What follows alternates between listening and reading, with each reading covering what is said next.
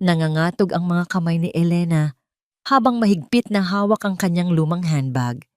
Ang suot niyang bestida na minsan lang sa isang taon kung gamitin para sa mga espesyal na okasyon ay tila isang basahan kumpara sa karangyaan ng opisinang kinauupuan niya. Ang sahig ay gawa sa nagniningning na marmol, ang amoy ng mamahaling leather at lumang libro ay nangingibabaw sa hangin. Sa harap niya sa likod ng isang malaking mesa na gawa sa kahoy ng nara ay nakaupo si Ricardo Mendoza, isang taong ang pangalan ay nababasa lamang niya sa mga dyaryo. Diretsahan na tayo, Ginang Robles. Ani Ricardo, ang kanyang boses ay kalmado ngunit may bigat. Tila pagod na sa paulit-ulit na prosesong ito.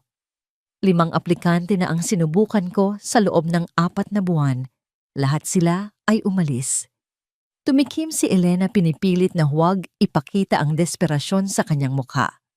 2 buwan nang hindi nababayaran ang upa at ang mga tiyan ng 3 niyang anak ay mas mahalaga kaysa sa anumang takot. Ano po ang dahilan ng kanilang pag-alis, Senyor Mendoza? Magalang niyang tanong. Sumandal si Ricardo sa kanyang upuan at tinitigan siya ng diretso sa mata. Ang anak ko si Sofia ay 7 taong gulang at may cerebral palsy, pero hindi yun ang problema. Ang problema ay ang bawat gabi. Sakto 9:00, umiiyak siya. Hindi ordinaryong iyak din ng Robles. Sumisigaw siya na parang may nakikitang multo at tumatagal ito ng 3 oras walang tigil. Naramdaman ni Elena ang panlalamig sa kanyang batok, ngunit mas matindi ang kumakalam niyang sikmura. Sinabi ng mga doktor na baka dahil ito sa chronic pain. Patuloy ni Ricardo, may halong pagdududa sa sariling boses. Pero iba ang sinasabi ng mga yaya bago sila tumakbo paalis. May nararamdaman daw sila, may naririnig. Hindi napigilan ni Elena ang sarili. Senyor Mendoza, pasensya na po sa itatanong ko. Aniya, mas matatag ang boses ngayon. Sa loob ng 3 oras na pag-iyak ng anak ninyo, nandito po ba kayo sa tabi niya o mag-isa lang siyang kasama ng yaya? Natigilan si Ricardo. Sa lahat ng mga aplikante, si Elena lang ang naglakas loob na magtanong ng ganoon. Tila isang sampal ang simpleng tanong na yon. Gabi na ako umuuwi galing sa trabaho. Maraming proyekto. May mga empleyado po kayo para sa proyekto ninyo. Sagot ni Elena, buo ang loob. Pero ang anak ninyo, iisa lang ang ama. Baka po hindi gamot ang kailangan niya. Isang mahabang katahimikan ang namayani. Pinag-aralan ni Ricardo ang babaeng nasa harap niya payat, halatang galing sa hirap, ngunit may tapang at talino sa kanyang mga mata. Sa unang pagkakataon, sa loob ng maraming buwan, nakaramdam siya ng bahagyang paggalang. Tinatanggap mo ba ang trabaho? Tanong ni Ricardo. Tumango si Elena. Opo, senyor, pero may isang kondisyon po ako. Tinaas ni Ricardo ang isang kilay. 1 oras lang po bawat gabi, sabi ni Elena. Hinihiling ko lang po na maglaan kayo ng 1 oras para sa kanya. Walang telepono? Walang trabaho? Kayo lang 2. Isang tipid na ngiti ang sumilay sa labi ni Ricardo. Sige, trato. Ang mansyon ay mas nakakatakot kaysa sa opisina. Malawak, malamig, at nakakabingi ang katahimikan. Bawat yabag ni Elena sa sahig na marmol ay umuulit. Sinalubong sila ng isang matandang babae na tuwid ang tindig at matalimang tingin. Nakasuot ito ng plansadong uniforme ng isang mayordoma. Ako si Lourdes. Pakilala nito, ang boses ay kasing prangka ng kanyang itsura. Sinipat nito si Elena mula ulo hanggang paa na may halatang pagdududa. Ako ang namamahala sa bahay na ito. Siguraduhin mong gagawin mo ng tama ang trabaho mo. Ayaw ni Senyora Patricia ng magulo.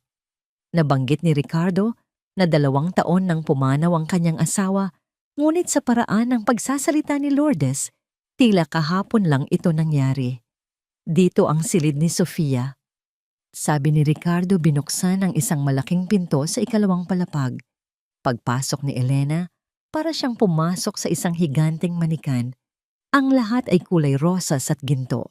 May mga paru-parong nakapinta sa pader, mga muebles na estilong Pranses at isang kama na may 4 na haligi at kulambo.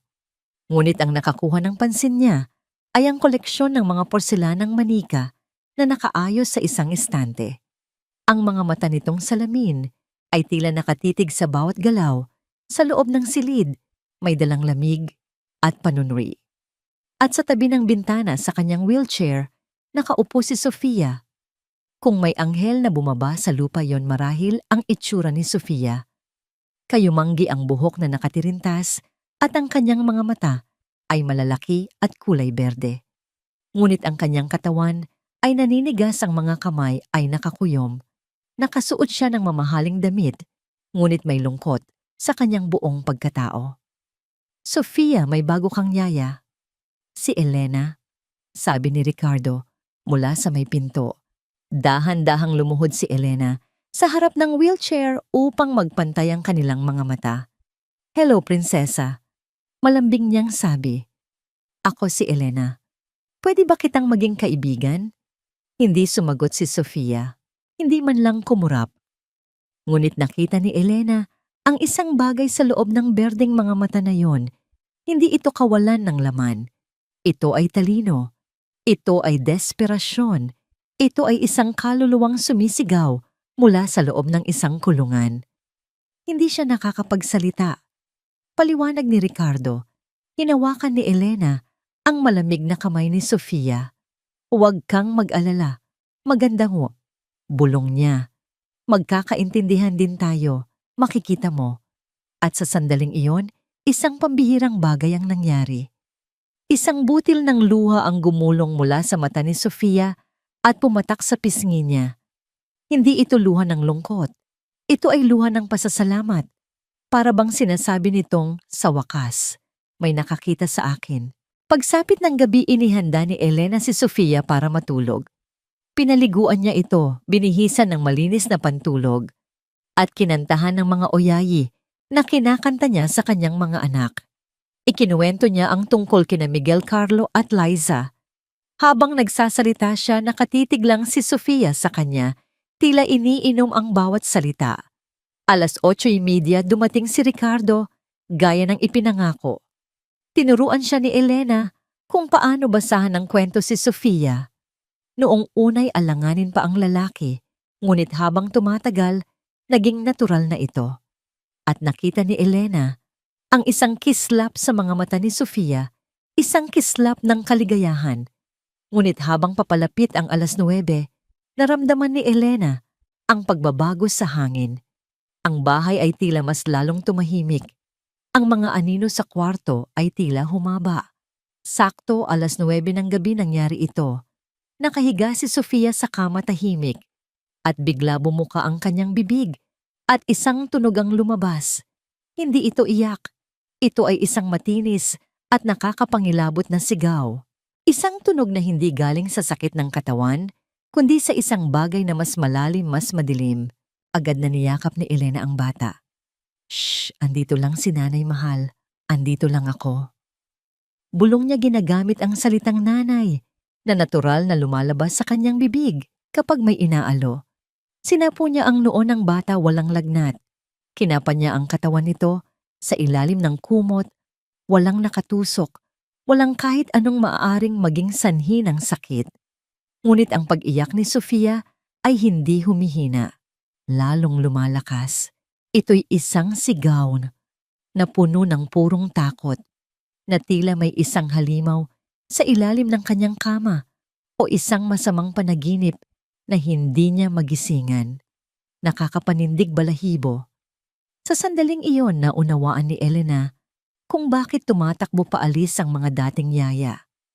Ang marinig, ang ganitong klase ng paghihirap gabi-gabi ay kayang wasakin ang kahit sinong matatag ang puso. Tahan na maliit na anghel, pakiusap ni Elena, idinuyan-duyan ng bata sa kanyang mga bisig. Ngunit tila hindi siya naririnig ni Sofia. Ang mga mata nito ay nakatitig sa kawalan, ang kanyang munting katawan ay naninigas sa takot. At doon niya narinig, mga yabag sa pasilyo. Mabibigat. Dahan-dahan. Sinasadya. Hindi ito ang mga yapak ng isang katulong na nagmamadali. Ito ay mga yapak ng isang taong may tiyak na patutunguhan at ang bawat hakbang ay may dalang bigat at panganib. Papalapit ng papalapit ang mga yabag hanggang sa huminto ito. Sa tapat mismo ng pinto ng silid ni Sofia. Sa eksaktong sandaling iyon ang pag-iyak ni Sofia ay naging isang pasmadikong sigaw ng matinding lagim. Nanlaki ang kanyang mga mata at sa unang pagkakataon, nagkaroon ito ng focus. Nakatitig ito sa pinto na parang si kamatayan mismo ang nasa kabila, naghihintay na pumasok. Nanginginig ang buo niyang katawan, hindi dahil sa sakit kundi sa purong hindi maipaliwanag na takot. Doon naintindihan ni Elena ang lahat. Hindi dahil sa sakit umiiyak si Sofia. Umiiyak siya dahil sa takot. At ang kinatatakutan niya o kung sino man ay nasa labas lamang ng pinto. Mahigpit na niyakap ni Elena ang nanginginig na bata habang ang sarili niyang puso ay kumakaripas sa kaba. Ang kanyang mga mata ay nakapako sa seradura ng pinto, hinihintay itong dahan-dahang umikot. Ang buong bahay ay tila huminga ng malalim at pagkatapos ay huminto nag-aabang. Ngunit walang nangyari. Tanging ang nakabibinging katahimikan mula sa labas at ang walang humpay na sigaw ng isang batang nakakakita ng isang bagay na hindi niya si Elena nakikita. Nananatiling hindi gumagalaw si Elena, yakap-yakap, ang nanginginig na si Sofia habang ang kanyang mga mata ay nakatutok sa pinto. Ang mga yabag ay huminto na, ngunit ang pakiramdam na may presensya sa labas ay mas tumindi pa isang mabigat at masamang enerhiya na tila tumatagos sa kahoy ng pinto. Ang sigaw ni Sofia ay tila kutsilyong humihiwa sa katahimikan isang desperadong babala. Huwag kang lalabas. Ngunit kailangan niyang malaman, ang takot para sa sarili ay nalunod ng pangangailangang protektahan ng bata. Dahan-dahan maingat na inilapag ni Elena si Sofia sa kama. Sandali lang mahal, bulong niya. Lalong lumakas ang yak ng bata, tila nagmamakaawa. Bawat hakbang ni Elena, palapit sa pinto, ay parang 1 kilometro ang layo. Ramdam niya ang pagbilis ng tibok ng kanyang puso sa kanyang dibdib sa kanyang lalamunan. Hinawakan niya ang malamig na seradura, huminga siya nang malalim at sa isang mabilis na kilos, binuksan niya ng maluwag ang pinto. Sino yan? Sigaw niya sa pasilyo. Ang pasilyo ay walang tao. Tahimik. Ang mga mamahaling lampara sa dingding ay nagbibigay ng malambot na liwanag sa mga seda nitong pader at sa mga litrato ng masayang pamilya Mendoza na nakasabit doon. Walang sino man. Ngunit naramdaman ni Elena ang bahagyang init sa hangin, ang bakas ng isang taong kararating lang doon. At sa dulo ng pasilyo nakita niya ang pinto ng basement na bahagyang nakaawang. Isang malamig na kaba ang gumapang sa kanyang likuran. Iyon ang pinto na sinabi ni Ricardo na laging nakakandado. Humakbang siya ng 2 beses, handang siyasatin, ngunit ang humahagulgol na iyak ni Sofia ang pumigil sa kanya. Mas kailangan siya ng bata. Dali-dali siyang bumalik sa silid, isinara ang pinto nang may kasamang kalabog at ikinandado ito. Hindi pa nakontento, itinulak pa niya ang isang mabigat na silya para harangan ito. Ayos lang mahal, bulong niya habang muling niyayakap si Sofia. Ligtas ka na, walang makakapasok dito. Kinantahan niya ang bata sa loob ng halos 2 oras. Dahan-dahan dahil sa pagod humina ang yak ni Sofia hanggang sa ito'y naging mahinang hikbi na lamang at di nagtagal na katulog na ito. Ngunit si Elena ay hindi nakatulog. Nanatili siyang gising nagbabantay habang pinag-aaralan ang bawat sulok ng silid sa tulong ng dim na ilaw mula sa lampshade. May mali sa lugar na ito. May isang bagay na hindi tama. Kinaumagahan tila ibang bata si Sofia. Habang silang dalawa lang, mas kalmado ito. Ang mga kalamnan nito ay hindi gaanong naninigas at ang paghinga nito ay mas maluwag. Nagtitiwala ka sa akin? Naisip ni Elena. At hindi kita bibiguin. Aalamin ko kung ano ang kinatatakutan mo. Bumaba si Ricardo, bandang 10:00 na ng umaga. Ang mamahalin nitong suit ay lukot at may maitim na bilog sa ilalim ng kanyang mga mata. Halatang hindi rin ito nakatulog. "Kumusta ang gabi?" Tanong nito, ang boses ay pagod. "Mahirap po pero kinaya namin," sagot ni Elena, pinipili ng maingat ang kanyang mga salita. "Don Ricardo, kailangan ko pong itanong, ano po ang nasa basement?" Ang tanong ay tila isang malaking bato na bumagsak sa gitna ng kanilang pag-uusap. Agad na namutla si Ricardo at isang anino ng takot ang dumaan sa kanyang mga mata bago ito napalitan ng galit. Nakasara ang basement. Walang bumababa doon. Madiin niyang sabi, "Bakit mo tinatanong?" "Dahil kagabi po habang sumisigaw si Sofia, nakarinig ako ng mga yabag." "Matatag na," sabi ni Elena.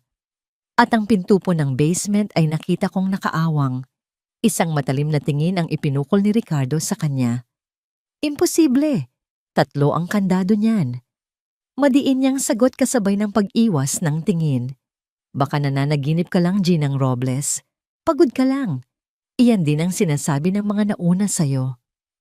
"Don Ricardo, hindi po ako nananaginip." Giit ni Elena. Hindi nagpatinag sa pagiging malamig nito. "Totoo po ang nakita ko. At ang anak ninyo, hindi po siya basta umiiyak. Sumisigaw po siya sa takot." Biglang humarap si Ricardo sa kanya.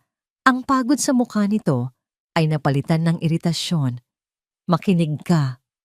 Aniya, ang bawat salita ay may diin. "Ang trabaho mo dito ay alagaan si Sofia. Pakainin siya, bihisan ibigay ang gamot niya. Hindi para mag-imbento ng mga kwentong multo."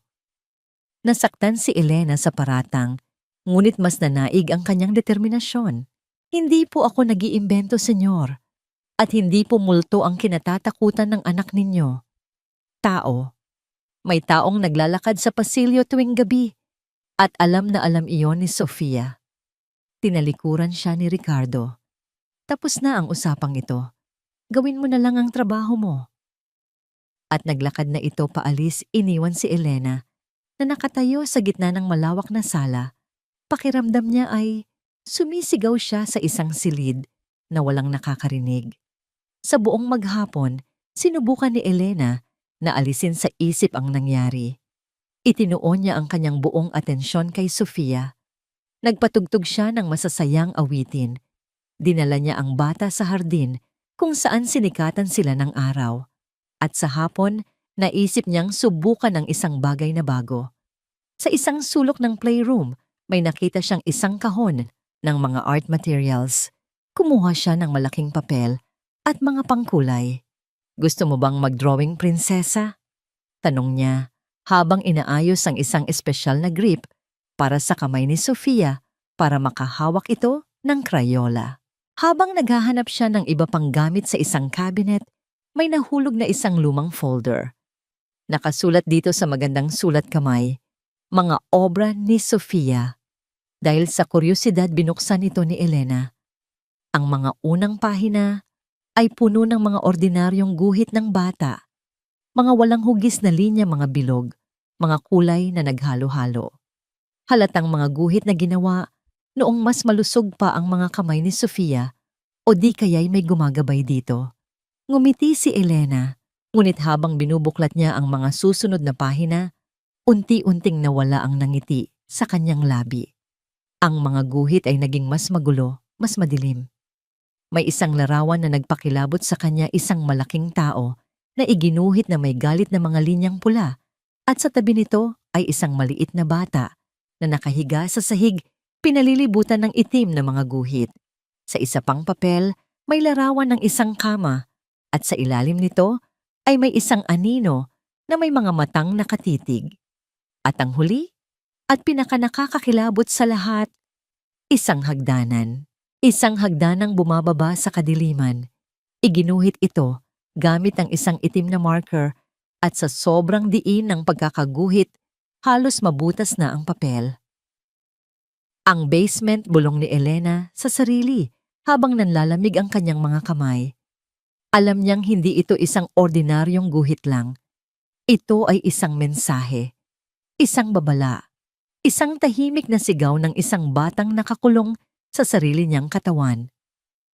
Hawak pa rin ni Elena ang folder nang pumasok si Ricardo sa silid-aklatan kung nasaan siya.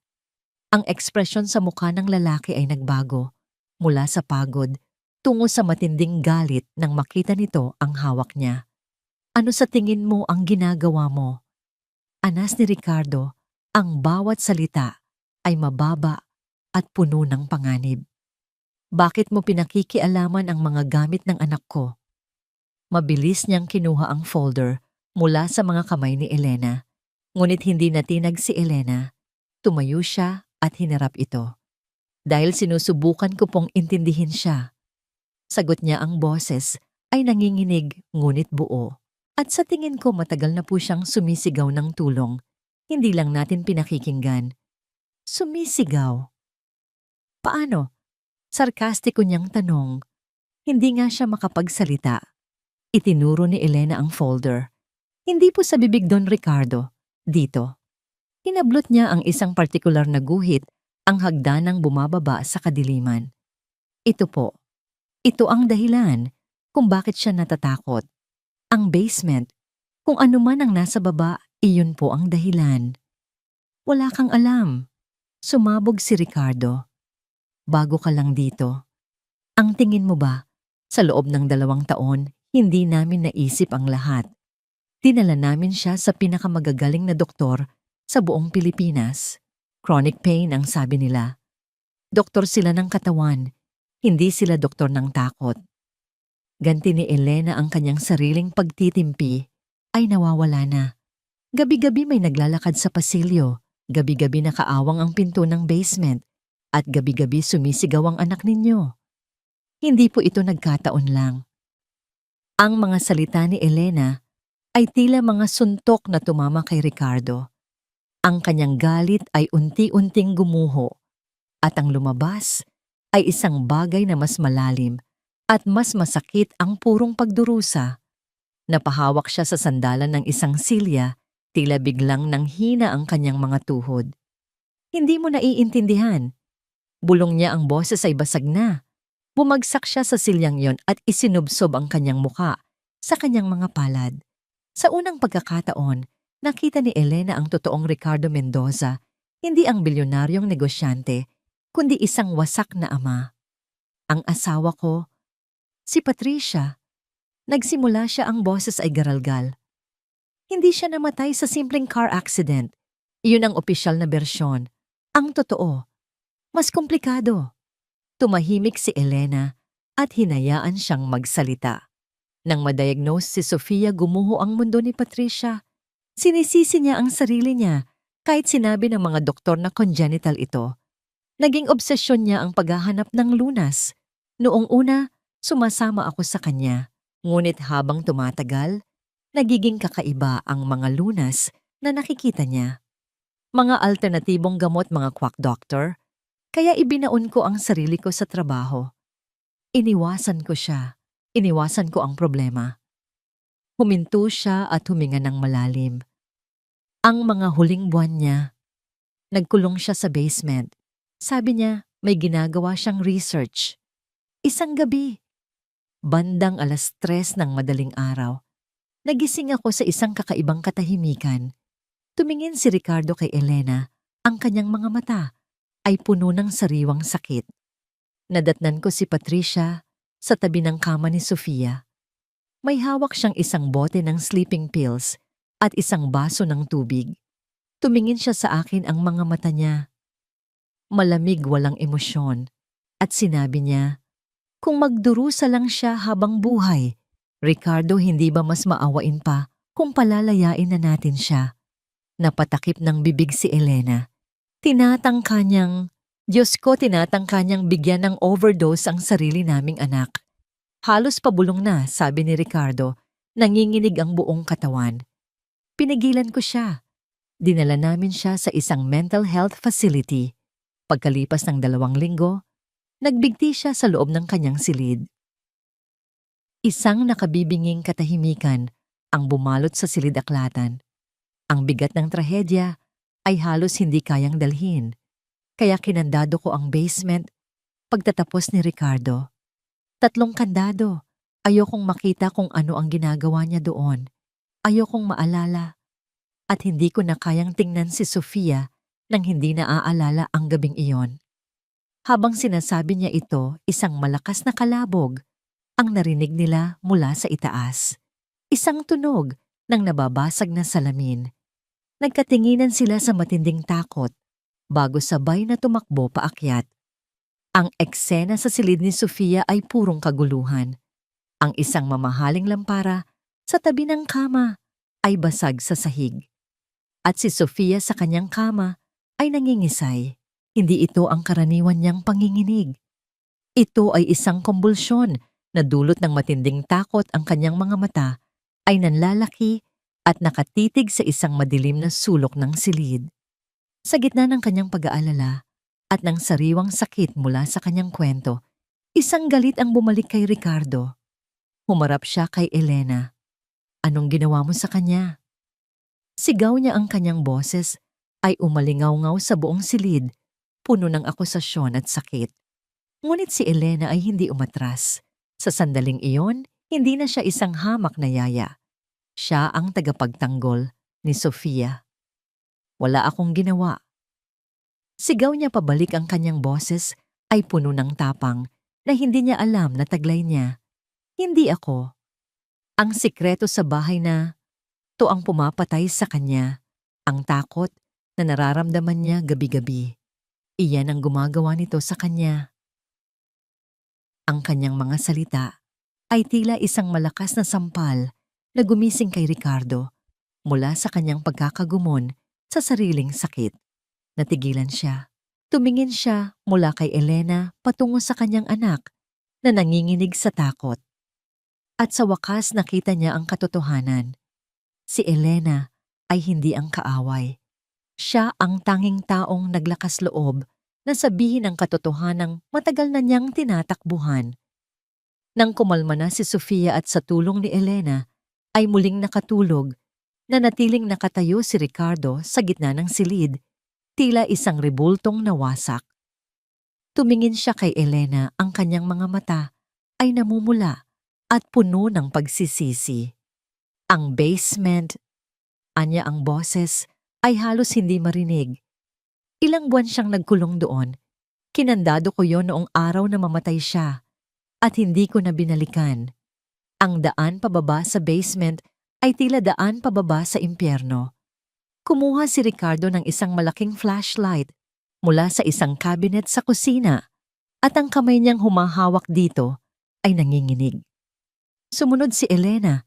Sa likuran niya ang bawat yabag sa hagdan ng kahoy na lumalangit-ngit ay nagpapatindi sa kaba sa kanyang dibdib. Ang amoy na sumalubong sa kanila ay pinaghalong alikabok-amag at isang bagay na mas matapang at hindi pamilyar amoy ng chemical.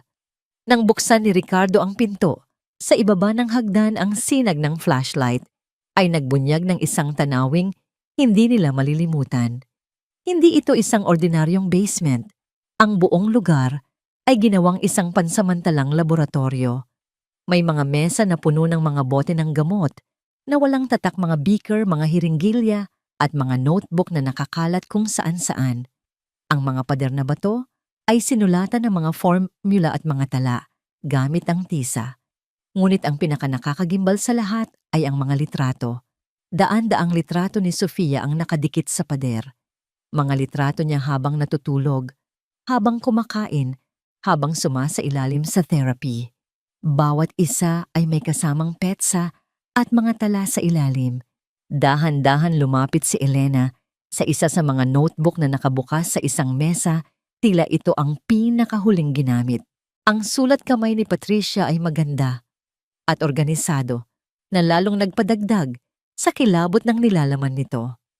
Setyembre 14, dosis 10 million ng sedative X, resulta. Tulog si Sofia sa loob ng 8 oras. Walang pag-iyak. Tagumpay. Naramdaman ni Elena na nanuyo ang kanyang lalamunan. Ipinagpatuloy niya ang pagbabasa Oktubre 2, dinagdagan ng muscle relaxant Y dosis doble. Resulta, ang mga spastic movements ay nabawasan ng 90%. Mas payapa na siyang tingnan. Hindi na siya nahihirapan. Anong, anong ibig sabihin nito? Nanginginig na tanong ni Ricardo na nakatayo sa kanyang likuran, hindi makapaniwalang nakatitig sa mga tala. Hindi sumagot si Elena. Ang kanyang mga mata ay nanlalaki sa takot habang binabasa niya ang mga susunod na pahina. Ang mga tala ay naglalarawan ng isang sistematikong eksperimento. Sinimulan ni Patricia sa mga simpleng pampakalma at habang tumatagal, nagdagdag siya ng mas malalakas, mas mapanganib at mga hindi aprobadong gamot. Ang kanyang layunin ay hindi para pagalingin si Sofia. Ang kanyang layunin ay para patahimikin siya. Permanenteng. Diyos ko! Bulong ni Elena, tila masusuka. Don Ricardo, hindi niya ginagamot si Sofia. Nilalason niya siya. Ang mga salitang yon ay tumama kay Ricardo na parang kidlat. Inagaw niya ang notebook mula kay Elena at binasa ito. Ang kanyang mukha ay nagbago mula sa pagkalito tungo sa pagtanggi at sa huli sa purong hindi maipaliwanag na lagim. Nakita niya ang mga salitang isinulat ng sarili niyang asawa. Kailangan kong tanggalin ang kanyang kamalayan. Ang kamalayan ang pinagmumulan ng kanyang pagdurusa. Kung hindi niya alam na siya ay nakakulong sa kanyang katawan, hindi na siya magdurusa. Ang huling mga entry ay ang pinakamasaklap. Inilarawan ni Patricia kung paano sa kabila ng mga gamot, lumalaban pa rin si Sofia, kung paano ang mga mata nito ay nagpapakita pa rin ng kamalayan ng isang kaluluwang nasa loob. Tinawag niya itong ang huling balakid. Kailangan ko ng mas malakas na compound, sulat ni Patricia. Isang bagay na tuluyang puputol sa koneksyon ng isip at katawan. Isang bagay na gagawin siyang isang halaman. Doon lamang siya tunay na magpapahinga. Doon lamang ako magiging isang mabuting ina. Nabitiwan ni Ricardo ang notebook. Ang mga papel ay kumalat sa maruming sahig. Napaluhod siya, humahagulgol na parang isang bata. Patricia, anong ginawa mo? Anong ginawa mo sa anak natin? Ang kanyang mga iyak ay umalingaw-ngaw sa malamig at tahimik na basement. Ang buong lugar ay isang monumento ng isang pag-ibig na naging lason, isang desperasyon na naging kabaliwan. Habang inaalo ni Elena, ang nawasak na ama, isang bagay, ang nakakuha ng kanyang pansin sa isang hiwalay na mesa. Isang mesa na mas malinis kaysa sa iba na tila laging ginagamit. May isang maliit na bote ng gamot doon, halos puno pa. At sa tabi nito ay isang maliit na papel. Ang sulat kamay ay iba. Mas matulis, mas klinikal. Hindi ito ang sulat kamay ni Patricia. Kinuha ni Elena ang papel. Nakasulat dito, Ludwig 3, ipagpatuloy ang protocol. Iturok tuwing Martes at Huwebes. At sa ilalim ang petsa. Ang petsa ay noong nakaraang linggo lamang. Nanigas si Elena. Ang kanyang dugo ay tila naging yelo. Ang takot na naramdaman niya sa pasilyo ay bumalik 100 beses na mas matindi. Si Patricia ay 2 taon nang patay. Ngunit may isang taong nagpatuloy sa kanyang ginagawa. May isang taong bumababa sa basement na ito. May isang taong may susi. May isang taong patuloy na nilalason si Sofia. Ang pagkatuklas sa bagong sulat kamay ay tila isang balde ng nagyeyelong tubig na ibinuhos sa kanila. Ang trahedya ni Patricia ay isang multo mula sa nakaraan. Ngunit ito ay isang panganib na nabubuhay at humihinga sa kasalukuyan. Paano? Halos pabulong na tanong ni Ricardo. Ang mga mata ay nakatitig sa papel na hawak ni Elena. Sino, bakit? Hindi ko po alam. Sagot ni Elena, ang kanyang isip ay mabilis na nag-iisip, sinusubukang ikonekta ang lahat. Pero kung sino man siya, may susi siya sa basement at alam niya ang ginagawa ni Patricia at ipinagpapatuloy niya ito. Ang katotohanan yon ay lumapag sa gitna nila na parang bomba. Biglang ang bawat anino sa mansyon ay tila may tinatagong tao. Ang bawat tahimik na sulok ay tila nagmamasid. Kailangan nating tumawag ng pulis. Sabi ni Ricardo, kinukuha ang kanyang telepono. Huwag po mabilis na pigil ni Elena. Ano po ang sasabihin natin na ang multo ng asawa ninyo ay nag-iwan ng mga tala at may ibang multo na nagpapatuloy nito? Hindi po sila maniniwala. Kailangan natin ng pruweba. Kailangan nating malaman kung sino. Alam ni Ricardo na tama siya. Ang sitwasyon ay masyadong kakatwa, masyadong hindi ka panipaniwala. Isang salita lang niya na mali at baka siya pa ang paghinalaan. Kailangan nating mag-ingat. Sabi ni Elena, ang kanyang boses ay mahina, ngunit matatag. Kailangan nating magpanggap na walang alam. At kailangan nating magmasid. Ang mga sumunod na araw ay puno ng hindi maipaliwanag na tensyon. Para kay Elena, ang bawat miyembro ng staff ay naging isang potensyal na suspek. Ang hardinero ba, na laging tahimik? Ang kusinera, na halos hindi ngumingiti. Ngunit ang pinakapangunahing pinaghihinalaan niya ay si Lourdes ang mayordoma. Ang katapatan ni Lourdes kay Patricia ay halos panatiko. Lagi nitong binabanggit ang pangalan ng dating amo, kung paano nito gustong ayusin ang mga bulaklak, kung gaano ito kapartikular sa kalinisan. Isang hapon, habang pinagmamasdan ni Elena si Lourdes na inaayos ang mga gamit sa silid ni Sofia, narinig niya itong bumulong. Kung nandito lang ang senyora mo, hindi ka magkakaganyan. Alam niya kung ano ang pinakamabuti para sa'yo. Anito sa natutulog na bata. Kinilabutan si Elena. Ang katapatan ba ni Lourdes ay umaabot hanggang sa pagsunod sa nakatatakot na protocol ni Patricia posible, kayang iniisip din niya na ang ginagawa niya ay isang akto ng awa. Samantala, sinubukan ni Ricardo na alamin kung sino ang may kopya ng mga susi sa basement. Ngunit ayon kay Lourdes, si Ricardo lamang at si Patricia ang mayroon. Walang sino man ang pinayagang bumaba doon kahit kailan. Ang misteryo ay lalong lumalalim.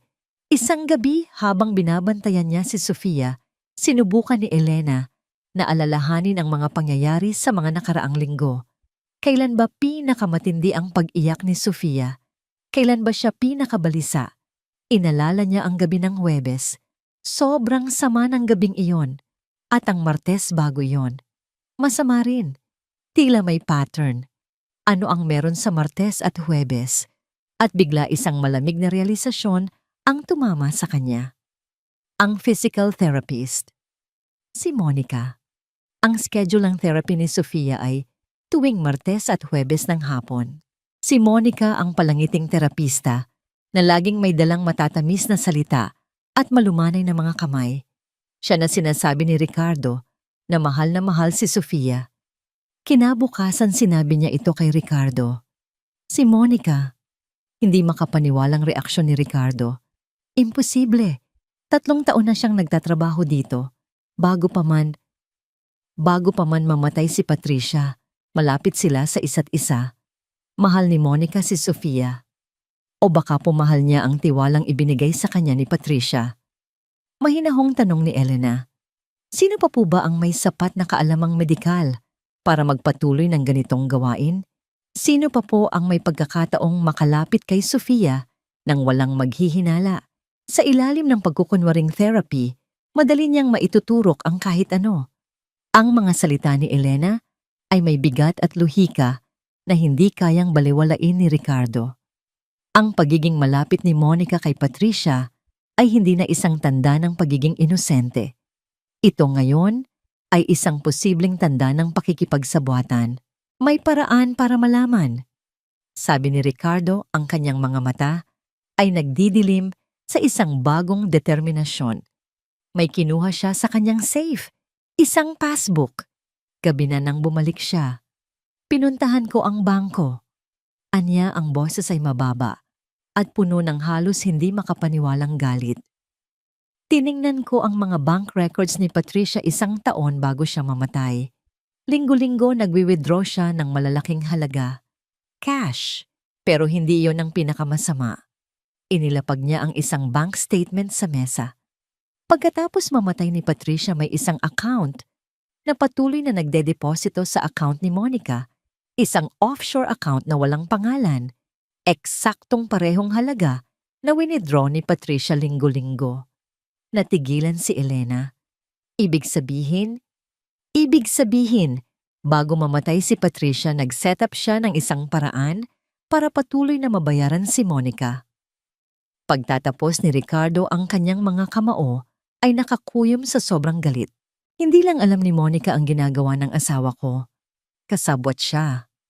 Mula pa sa simula. Ang buong larawan ay nabuo na. Hindi ito isang gawa ng isang taong nalulungkot. Ito ay isang plano. Isang masalimuot, pinag-isipang plano para dahan-dahang burahin ang isang bata na pinondohan para magpatuloy kahit na wala na ang nag-umpisa nito. Habang pinoproseso nila ang nakakagimbal na katotohanan ito, isang tunog ang pumutol sa kanilang katahimikan. Ang doorbell. Nagkatinginan sila, ang kanilang mga puso ay sabay na lumundag sa kaba. Sumilip si Elena sa bintana. Sa labas, nakatayo sa ilalim ng ilaw sa beranda ay si Monica. Nakangiti ito, dala-dala ang kanyang therapy bag. Magandang gabi. Masayang bati nito nang buksan ng katulong ang pinto. Oras na para sa sesyon ng ating munting anghel. Mukhang medyo balisa siya nitong mga nakaraang araw. Hindi ba kailangan niya ng tulong para mag-relax? Ang kanyang mga salita, na dati tunog profesional at mapag-aruga ngayon, ay may dalang nakatagong kahulugan. Ang salitang mag-relax ay tila isang lason na gumapang sa hangin. Sa pagitan ni Ricardo at Elena, isang tahimik na kasunduan ang nabuo sa pamamagitan ng isang matigas na tingin. Walang salitang namutawi, ngunit ang mensahe ay malinaw. Kailangan nilang mahuli si Monica sa akto. Pilit na ngumiti si Ricardo, isang nangiting hindi umabot sa kanyang mga mata. Monica, mabutit dumating ka. Aniya, ang boses ay kontrolado, ngunit may bahagyang panginginig ng galit na tanging si Elena lang ang makakapansin. Pumanig ka na. Hinihintay ka na ni Sofia mo. Ngumiti ng malapad si Monica, walang kamalay-malay sa bitag na naghihintay sa kanya. Salamat, Ricardo. Huwag kang mag-alala, gagawin natin ang lahat para maging komportable siya. Habang paakyat si Monica sa engrandeng hagdanan, nagkaroon ng pagkakataon si Ricardo na bumulong kay Elena. May maliit na camera sa bookshelf sa tabi ng libro tungkol sa mga kabayo. Naka-live feed ito sa computer sa opisina ko. Huwag kang aalis sa tabi ni Sofia kahit anong mangyari. Tumango si Elena, ramdam ang panlalamig ng kanyang mga kamay. Opo, senyor. At Elena, dagdag ni Ricardo, hinawakan siya sa braso, ang mga mata ay nagmamakaawa. Ingatan mo siya. Pagpasok ni Elena sa silid, naroon na si Monica, inilalabas ang mga gamit mula sa kanyang bag, mga langis, maliliit na unan, at iba pang kagamitan para sa therapy. Hello ulit, Elena. Masayang bati ni Monica. Kung gusto mo, pwede kang magpahinga muna sa baba. Ako na ang bahala dito. Hindi, ayos lang po. Mabilis na sagot ni Elena, sinisikap na maging natural ang kanyang boses. Gusto ko pong panoorin para matuto ako ng mga teknik na pwede kong gawin para sa kanya. Umupo siya sa isang silya sa sulok, kung saan kitang-kita niya ang lahat. Bago magsimula, kinuha ni Elena ang kanyang telepono. Magpapatugtog lang po ako ng mahinang musika. Paalam niya, nakakatulong po ito para kumalma si Sofia. Iyon ang kanyang palusot. Binuksan niya ang voice recorder app, pinindot ang record, at maingat na inilapag ang telepono sa bedside table, nakataob malapit sa unan ni Sofia. Ang mahinang instrumental na musika ay nagsilbing takip sa kanyang tunay na layunin. Nagsimula ang session. Sa paningin ng isang ordinaryong tao, ang ginagawa ni Monica ay profesional at puno ng pag-aalaga. Dahan-dahan niyang inuunat ang mga braso, At binti ni Sofia, minamasahe ang naninigas na mga kalamnan at kinakausap ito sa isang malambing at nakakakalmang boses. Ngunit para kay Elena, ang bawat paghipo ay isang banta. Ang bawat salita ay isang kasinungalingan. Nakikita niya ang bahagyang paninigas ng katawan ni Sofia sa tuwing hahawakan ito ni Monica. Naririnig niya ang halos hindi marinig na pag-ungol ng bata, isang tunog ng pagtutol, hindi ng ginhawa. Ayan, mas maganda na ang pakiramdam mo, hindi ba mahal? Bulong ni Monica habang minamasahe ang mga binti ni Sofia. Laging masama ang epekto ng stress sa iyong mga kalamnan. Kailangan lang nating itong i-relax. Sa kanyang opisina, nanonood si Ricardo sa screen ng kanyang computer. Ang bawat ngiti, bawat malambing na salita ni Monica ay nagpapakulo ng kanyang dugo. Nakikita niya ang takot sa mga mata ng kanyang anak, isang takot na hindi niya napansin noon. Ang bawat segundo ay tila isang oras ng pagpapahirap. Pagkalipas ng halos 30 minuto, sinabi ni Monica, "Okay, oras na para sa pinakaimportanteng bahagi. Ito ang tutulong sa iyong central nervous system na kumalma ng tuluyan."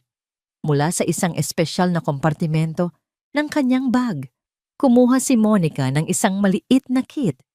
Binuksan niya ito at sa loob ay isang hiringgilya at isang maliit na vial ng malinaw na likido. Sa sulok humigpit ang pagkakahawak ni Elena sa braso ng kanyang upuan. Ito na. Sa opisina, napatayo si Ricardo, ang kanyang mga kamay ay nanginginig sa galit, naghihintay sa tamang sandali. Mahusay at sanay ang mga kamay ni Monica habang sinisip-sip niya ang likido gamit ang hiringgilya.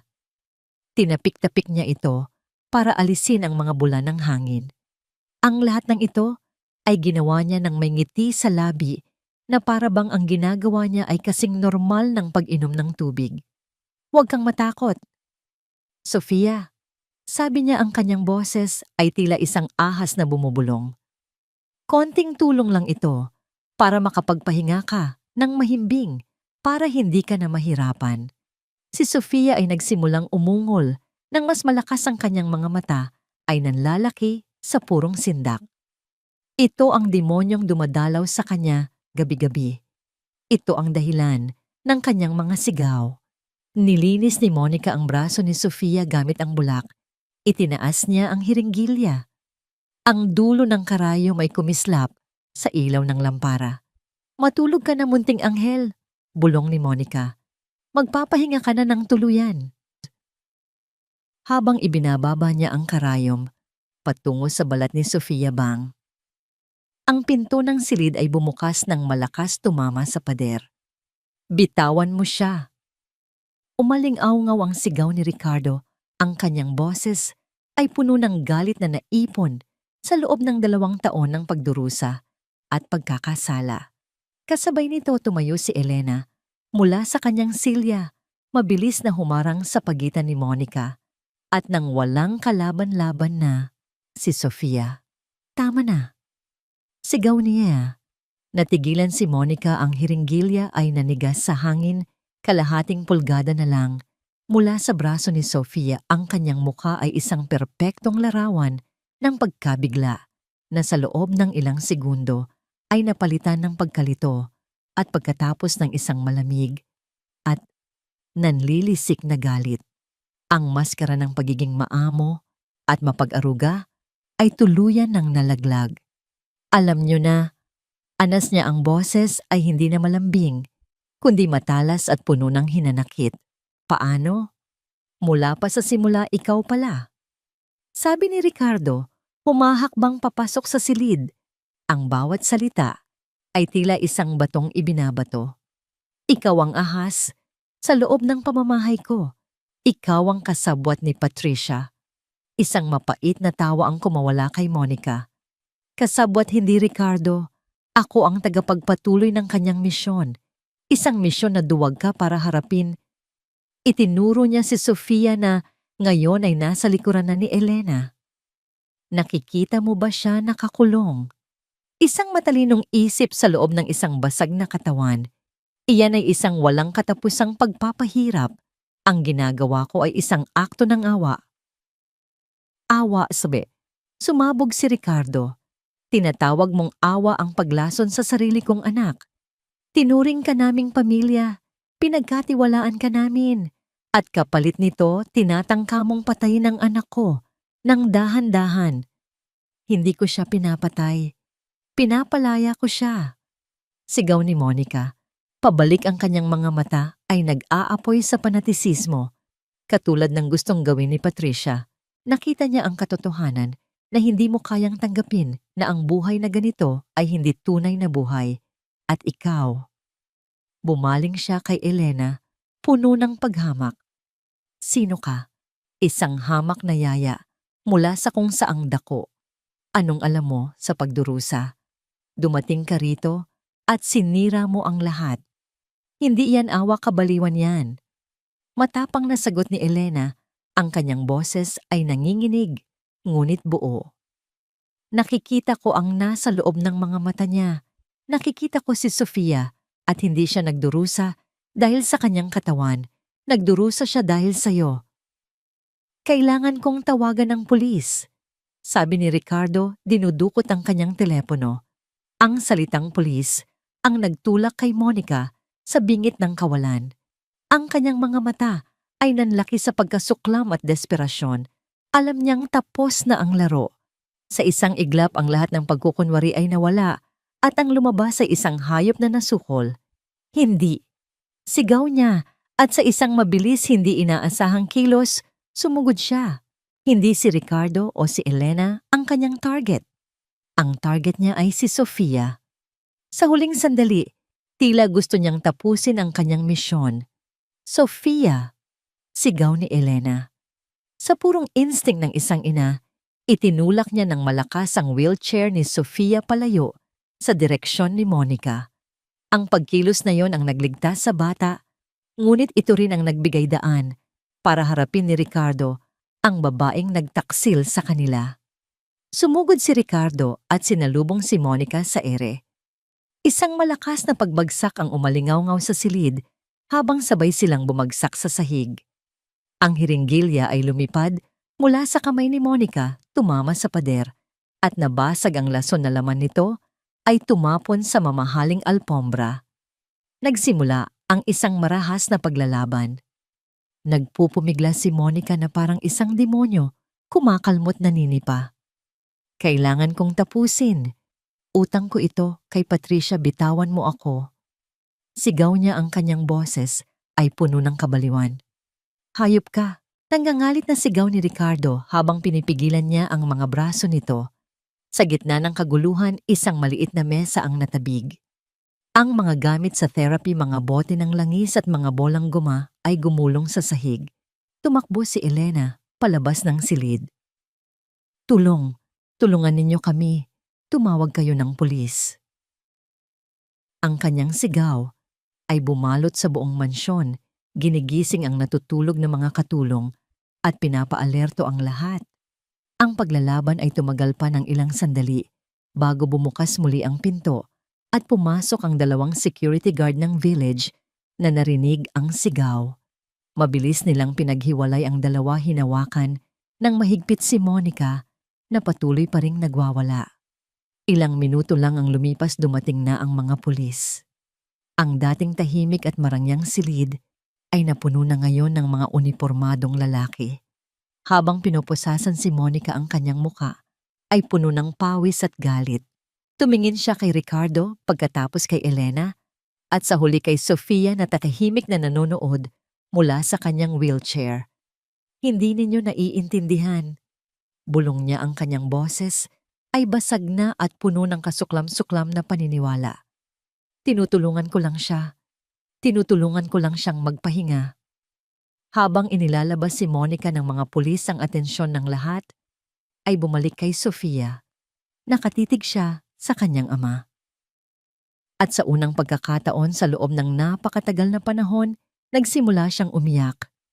Ngunit hindi ito ang sigaw ng takot na naririnig nila gabi-gabi.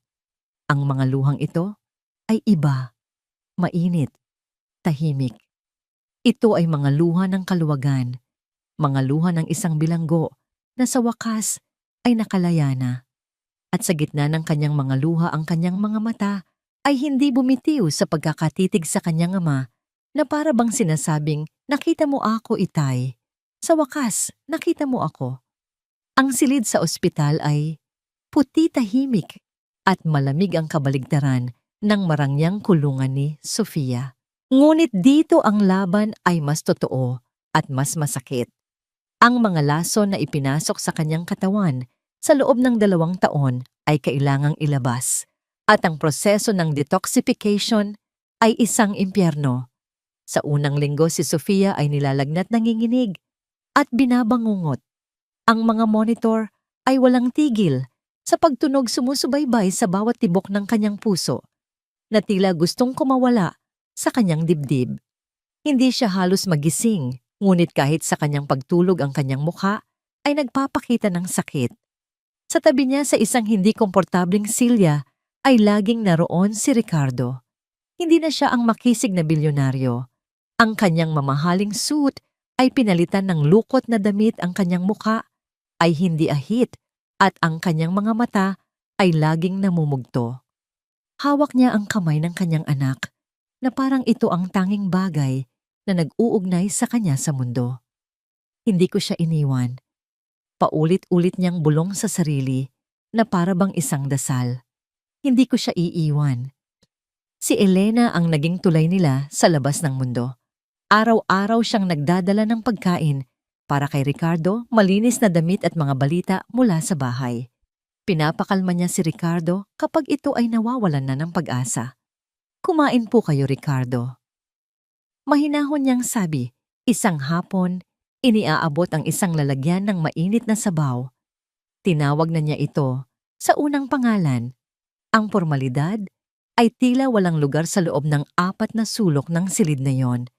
Kailangan ninyo ng lakas para sa kanya. Pagkalipas ng 1 linggo, dumating ang mga resulta mula sa toxicology. Kinumpirma ng mga doktor ang kanilang pinakamasamang hinala. Ang orihinal na cerebral palsy ni Sofia ay mild to moderate. Paliwanag ni Dr. Ramirez, isang neurologist. Tinatansya namin na 20% lang ng kanyang kondisyon ang dahil dito. Ang natitirang 80% ang halos kumpletong paralysis, ang kawalan ng kakayahang magsalita, ay chemically induced. Dulot ito ng matagal na exposure sa isang cocktail ng mga non-approved neuromuscular blockers at matataas na doses ng sedatives. Ang bawat salita ay tila isang suntok sa sikmura ni Ricardo. Ang kanyang pagkakasala ay isang pisikal na bigat na halos magpabuwal sa kanya. Nang sa wakas ay naging stable na si Sofia, nagsimula ang tunay na trabaho, ang rehabilitasyon. Ang mga sumunod na araw ay naging linggo at ang mga linggo ay naging buwan. Ang bawat araw ay isang paulit-ulit na siklo ng paghihirap at maliliit, halos hindi mapansing tagumpay. Ang physical therapy ay isang laban. Ang therapist ay susubukang iangat ang isang daliri ni Sofia. Magko-concentrate ang bata. Ang pawis ay mamumuo sa kanyang noo. Manginginig ang kanyang kamay sa sobrang pagsisikap. Ngunit ang daliri ay hindi gagalaw. Makikita ni Elena ang pagkadismaya sa mga mata ng bata. Ang speech therapy ay mas mahirap. Ang therapist ay gagawa ng isang simpleng tunog at susubukan ni Sofia na gayahin ito, ngunit ang tanging lalabas sa kanyang bibig ay isang garalgal na tunog mula sa lalamunan. Ngunit hindi sila sumuko. Si Ricardo ay naroon sa bawat session, nag-cheer sa bawat maliit na paggalaw, sa bawat pagsubok. Isinantabi niya ang kanyang bilyong-pisong kumpanya. Ang tanging proyekto niya ngayon ay si Sofia. Si Elena naman ang naging emosyonal na sandigan ng lahat. Kapag pagod na si Sofia at ayaw nang subukan siya, ang kumakanta ng mga awitin. Kapag si Ricardo ay malapit ng masiraan ng loob, siya ang nagpapaalala kung gaano nakalayo ang kanilang narating. Sa mga gabing iyon sa ospital, habang natutulog si Sofia sa katahimikan ng pasilyo, nagkakaroon sila ni Ricardo ng pagkakataong mag-usap. Ikinuwento ni Elena ang kanyang buhay sa tondo, ang kanyang mga pangarap para sa kanyang mga anak. Ikinuwento ni Ricardo ang kanyang pagsisisi, ang kanyang pagkabulag. Sa kanilang pinagsamang pagdurusa, isang malalim na ugnayan at paggalang ang nabuo isang bagay na mas matibay kaysa sa simpleng relasyon ng amo at empleyado. Isang hapon 3 buwan matapos ang komprontasyon sa isang speech therapy session. "Okay, Sofia, subukan natin ulit," sabi ng therapist, hawak ang isang litrato ni Ricardo. "Sino ito?" Tumingin si Sofia sa litrato pagkatapos ay sa kanyang ama na tahimik na nanonood mula sa isang sulok. Ang kanyang mga labi ay nagsimulang gumalaw.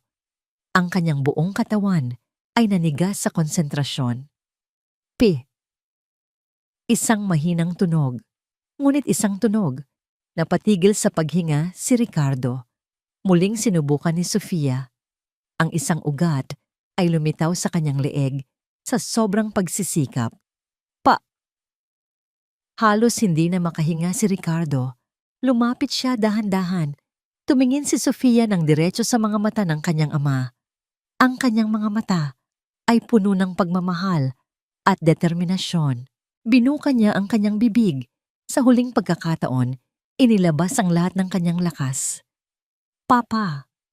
Ang salita ay mahina, garalgal, ngunit malinaw. Malinaw na malinaw. Natigilan si Ricardo. Sa loob ng ilang segundo tila huminto ang mundo. At pagkatapos isang emosyon na matagal na niyang kinikimkim, isang halo ng kagalakan, kalungkutan, pasasalamat at pagsisisi, ay bumuhos mula sa kanya. Napaluhod siya sa tabi ng wheelchair ng kanyang anak at ang makapangyarihang si Ricardo Mendoza ay humagulgol na parang isang bata. "Anak, anak ko," paulit-ulit niyang sinasabi sa gitna ng kanyang mga hikbi. "Narinig kita. Anak, narinig kita." Itinaas ni Sofia ang kanyang nanginginig na kamay at sa unang pagkakataon, hinaplos ang pisngi ng kanyang ama. Si Elena na tahimik na nanonood mula sa may pinto ay may mga luhang dumadaloy din sa kanyang mga pisngi. Dahan-dahan siyang lumapit. Hindi siya nagsalita. Inilapag niya ang isang kamay sa nanginginig na balikat ni Ricardo at ang isa naman sa ulo ni Sofia.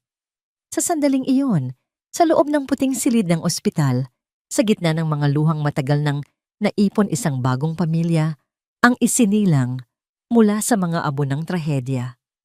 6 na buwan matapos ang pag-aresto kay Monica, nagsimula ang paglilitis. Ang courtroom ay puno ng mga tao, mga mamamahayag, na sabik sa isang iskandalosong kwento, mga tagapagtaguyod ng karapatan ng mga taong may kapansanan, at ang tahimik, halos hindi napapansing presensya ni Ricardo at Elena sa unang hilera. Si Sofia ay hindi nila isinama. Masyadong traumatiko ang karanasan para sa isang bata.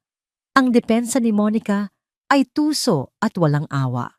Ang kanyang abogado, isang makinis at kilalang manananggol na dalubhasa sa pagbaluktot ng katotohanan, ay ipininta si Monica hindi bilang isang kontrabida, kundi bilang isang biktima rin.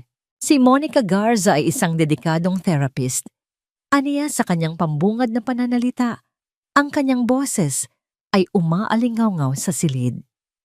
Ngunit siya ay nalinlang, namanipula ng isang desperado at may sakit sa isip na ina, si Patricia Mendoza, na kumumbinsi sa kanya na ang kanyang ginagawa ay isang akto ng pagpapalaya. Ang tunay na kontrabida sa kwentong ito ay hindi na natin mahahabol ang sakit sa isip mismo. Kinuyom ni Ricardo ang kanyang mga kamao, ang kanyang mga buto ay halos bumaon sa kanyang palad. Ngunit ang pinakamabigat na atake ay itinutok kay Elena. Ipinatawag siya sa witness stand. "Ginang Robles?" Nagsimula ang abogado ni Monica. Ang kanyang tono ay mapagkunwari at puno ng pangiinsulto. "Maari mo bang sabihin sa korte kung saan ka nakatira?" "Sa tondo po." Sagot ni Elena, ang kanyang boses ay mahina ngunit matatag. Tondo. At ano ang iyong natapos sa pag-aaral? High school po. High school. Walang medical background. Walang anumang pagsasanay sa pag-aalaga ng mga special needs children. Sa madaling salita, ikaw ay isang ordinaryong yaya. Tama. Nag-alaga po ako ng 3 anak. Sagot ni Elena. Isang mapanuyang nangiti ang sumilay sa labi ng abogado. Ibang-iba yon. Ngayon sabihin mo sa amin, Ginang Robles, ikaw, isang high school graduate mula sa Tondo, ay pumasok sa mansyon ng isang bilyonaryo at sa loob lamang ng ilang linggo, natuklasan mo ang isang komplikadong sabuatan na hindi napansin ng mga doktor at ng ama ng bata sa loob ng 2 taon. Hindi ba't ito'y isang napakagandang pagkakataon para sa'yo? Isang pagkakataon para maging bida at marahil makakuha ng malaking gantimpala. Objection? Sigaw ng taga-usig. Sustained, sabi ng hukom. Ngunit ang lason ay naikalat na. Ipinipinta ng abogado si Elena bilang isang oportunista, isang manggaganso na nagsamantala sa isang trahedya para sa sariling kapakanan. Bawat tanong ay isang patalim na idinisenyo para saktan ang kanyang kredibilidad. Nang araw na yon, pag-uwi nila si Elena ay tahimik at wasak. "Huwag mo silang pakinggan, Elena," sabi ni Ricardo. "Kasama sa laro nila yan." Pero totoo po ang sinabi niya. Bulong ni Elena, ang mga luha ay nagsisimulang mamuo sa kanyang mga mata. "Sino nga lang po ba ako? Isa lang akong yaya. Baka nga po nagkamali lang ako ng basa sa lahat." Lumuhod si Ricardo sa harap niya, isang kilos na hindi kailanman gagawin ng makapangyarihang Ricardo Mendoza noon. Hinawakan niya ang mga kamay nito. "Elena, tumingin ka sa akin." Mariin niyang sabi. "Hindi ka isa lang. Ikaw ang tanging tao na nakakita sa anak ko. Ikaw ang nagligtas sa kanya. Ang puso ng isang ina ay mas matalino kaysa sa diploma ng kahit sinong doktor." Huwag na huwag mong kakalimutan yan. Ang mga salita niya na puno ng katapatan at pasasalamat ang nagbigay muli ng lakas kay Elena. Kinabukasan bumalik siya sa korte, mas matatag na.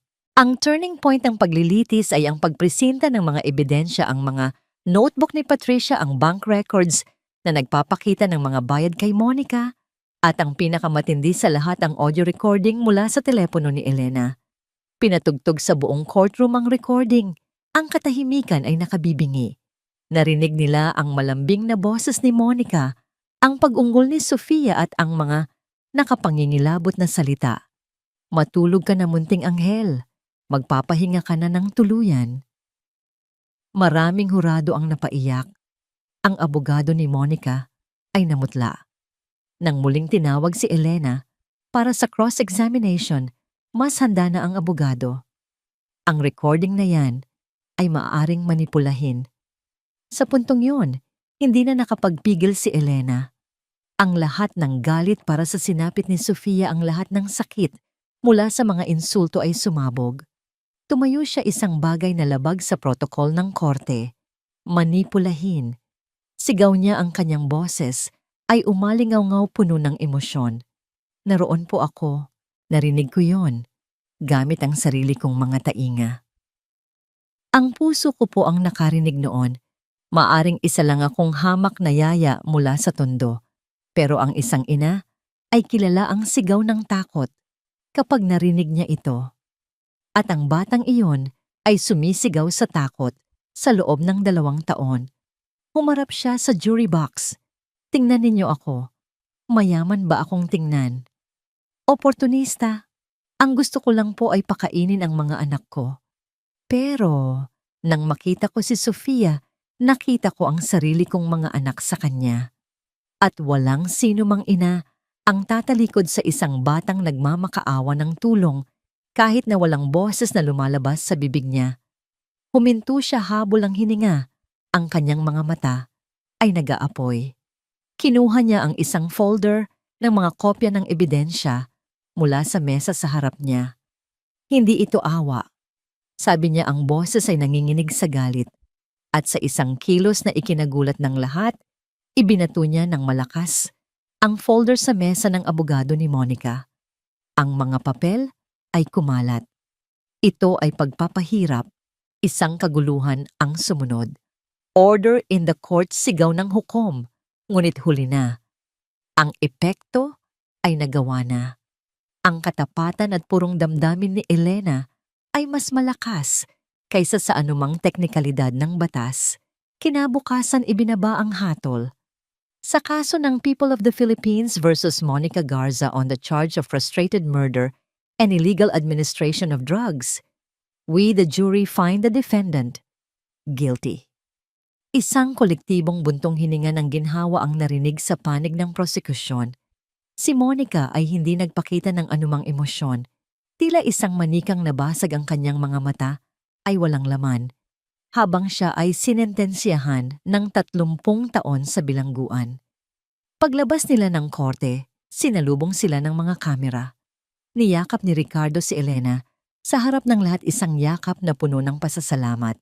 Ngunit ang kanilang atensyon ay nasa isang anunsyo na gagawin ni Ricardo. Tumayo siya sa harap ng mga mikropono, hindi bilang isang bilyonaryo, kundi bilang isang ama na may misyon. Ang hustisya ay naibigay na para sa aking anak.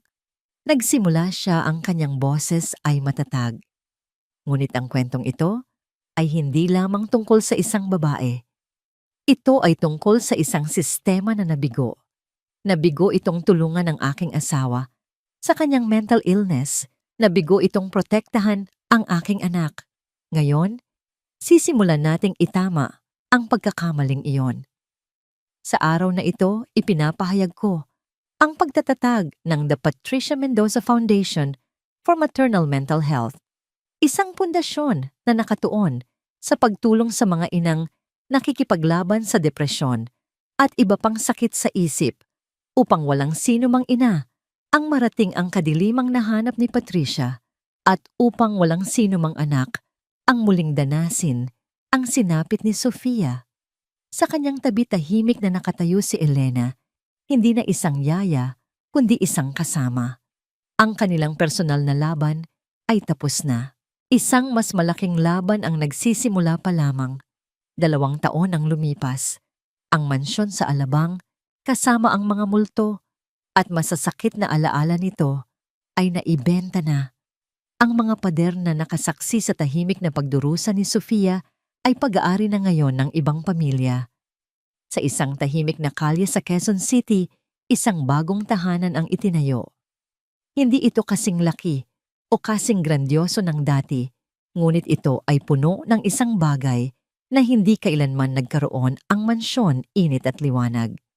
Ang bahay ay iisang palapag lamang, walang hagdanan na kailangang akyatin. Ang mga pasilyo ay malalawak at may mga ramp sa bawat pasukan. Bawat sulok nito ay idinisenyo para sa isang tao, si Sofia. Isang hapon sa malawak na hardin, isang eksena ang nagaganap na tila isang milagro. Si Sofia, 9 na taong gulang na ngayon, ay nakatayo. Nakahawak siya sa isang makulay na walker, ang kanyang mga binti ay nanginginig sa pagsisikap, ngunit siya ay nakatayo. Sa harap niya ilang hakbang ang layo ay si Lupita, ang bunsong anak ni Elena, na may hawak na bola. "Habulin mo ko, Ate Sofia." Masayang sigaw ng bata. Gamit ang lahat ng kanyang lakas, itinulak ni Sofia ang walker. Isang hakbang, 2, 3. Ang bawat paggalaw ay mabagal at pinaghirapan, ngunit ang mga ito ay kanyang sariling mga hakbang. Isang ngiti malawak at tunay ang sumilay sa kanyang labi. Sa isang bench sa di kalayuan, pinapanood sila ni Ricardo at Elena. Ang kanilang mga kamay ay magkahawak. Hindi na sila amo at empleyado. Hindi na sila simpleng magkaibigan. Sila ay mga partner sa buhay, sa pagpapalaki ng mga anak at sa isang misyon. "Tingnan mo siya, Elena." Bulong ni Ricardo, ang kanyang boses ay puno ng pagkamanghana, hindi kailanman nawala sa tuwing nakikita niya ang pag-unlad ng kanyang anak. Sinabi ng mga doktor na baka hindi na siya muling makalakad. Pero hindi nila kilala si Sofia. Sagot ni Elena, isang mapagmahal ng ngiti sa kanyang mga labi. At hindi kanila kilala. Ang Patricia Mendoza Foundation ay naging sentro ng buhay ni Ricardo. Ibinuhos niya ang kanyang yaman at impluensya dito. Ang pundasyon ay nag-alok ng libreng counseling para sa mga inang may postpartum depression, nagtayo ng mga support group at lumikha ng isang 24/7 crisis hotline. Sa loob ng 2 taon, nakatulong ito sa libu-libong kababaihan. Pinarangalan nito ang alaala ni Patricia hindi sa pamamagitan ng pagtatago sa kanyang trahedya, kundi sa paggamit nito para iligtas ang iba. Si Elena naman ay naging isang mahalagang bahagi ng pundasyon. Kumuha siya ng mga kurso sa caregiving at special education na pinondohan ni Ricardo. Siya ngayon ang namumuno sa isang programa na nagsasanay sa mga yaya at caregiver kung paano alagaan ang mga batang may espesyal na pangangailangan. Itinuturo sa kanila hindi lamang ang mga teknikal na aspeto, kundi pati na rin ang kahalagahan ng pakikinig kahit sa katahimikan. Ang 3 anak ni Elena, sina Miguel Carlo at Lupita, ay nakatira na rin sa bagong bahay. Sila ang naging mga kapatid na hindi kailanman nagkaroon si Sofia. Sila ang kanyang mga kalaro, tagapagtanggol, at pinakamalalapit na kaibigan. Ang bahay ay laging puno ng tawanan ng tunog, ng mga batang naghahabulan, at ng pag-asang dahan-dahang binubura ang mga bakas ng nakaraan.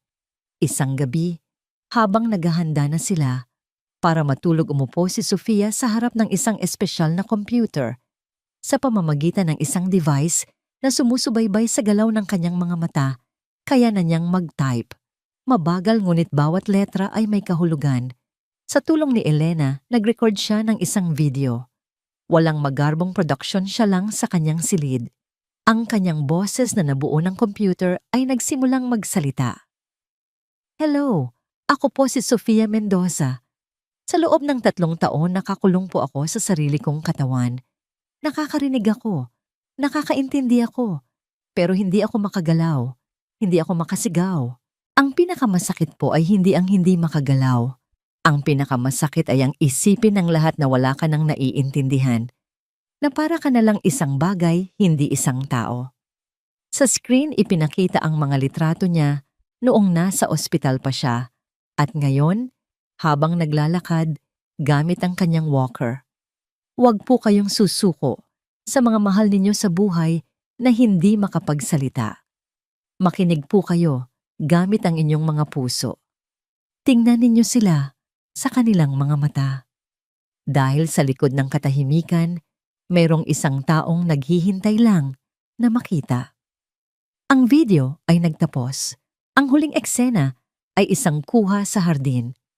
Ang buong pamilya, si Ricardo, si Elena, si Sophie at ang 3 anak ni Elena ay magkakasamang naghahapunan sa ilalim ng mga bituin. Nagtatawanan sila, nag-aasaran. Isang larawan ng isang pamilyang hindi perpekto ngunit buo. Bago matulog, lumapit si Sofia kay Elena. Hinawakan niya ang kamay nito, isang hawak na mas malakas na ngayon. Tinitigan niya si Elena, ang kanyang mga berdeng mata ay nagniningning sa liwanag ng buwan.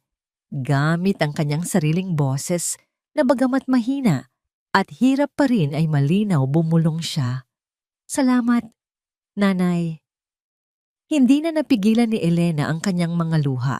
Niyakap niya ng mahigpit ang bata. Ang salitang iyon na nagmula sa sariling labi ni Sofia ay mas mahalaga kaysa sa anumang yaman sa mundo. Ito ang katibayan na mula sa pinakamadilim na gabi, ang pag-asa ay maaaring sumikat. Mula sa pinakamasakit na lihim, ang katotohanan ay maaaring magpalaya. At mula sa isang pamilyang nawasak ng trahedya, ang pag-ibig sa pinakapuro nitong anyo ay maaring muling mabuo. Ang tinig na minsang pinatahimik ay siya na ngayong magiging tinig ng pag-asa para sa marami. 1 taon pa ang lumipas. Sa edad na 10 taon, si Sofia ay isang larawan ng milagro. Nagawa na niyang maglakad, nang walang walker bagamat mayroon pa ring bahagyang pag-ika sa kanyang kaliwang binti. Ang kanyang pananalita ay mas naging malinaw at kaya na niyang bumuo ng mga buong pangungusap. Ang pinakamalaking pagbabago ay ang pagpasok niya sa isang regular na paaralan, isang malaking hakbang tungo sa normalidad na matagal nang pinangarap ni Ricardo para sa kanya.